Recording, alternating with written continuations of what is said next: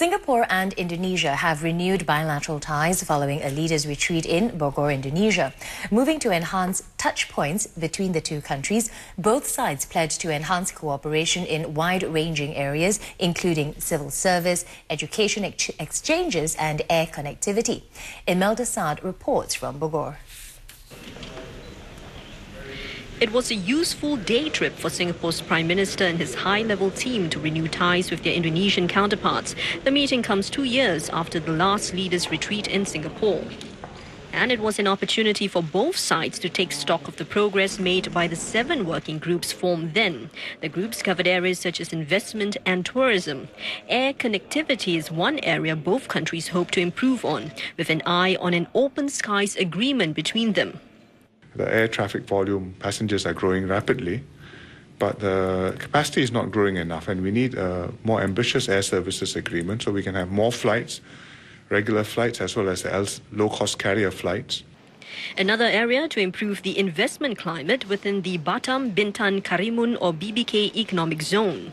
We have cooperation with Malaysia as well as with Indonesia. With Malaysia, in Iskandar, Malaysia, we have quite a number of projects, including iconic projects between Temasek and Khazanah.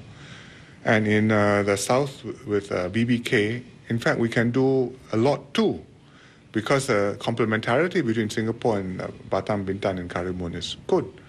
But we will need that support and that push from the authorities in order to create the environment where the businesses will want to go. The meeting also saw the signing of 2 agreements on civil service and education exchanges and the renewal of a youth and sports cooperation agreement, which will see exchanges in areas such as training and research. On the outstanding extradition treaty and defence cooperation agreement package, Mr. Lee said the decision is to put it aside until Indonesia is ready to pursue the matter. This idyllic setting for the leaders' retreat has a rich history.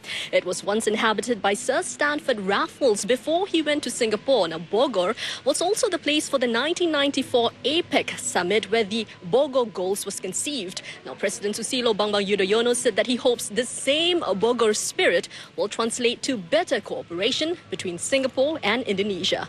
Imelda Saad, Channel News Asia, Bogor, Indonesia.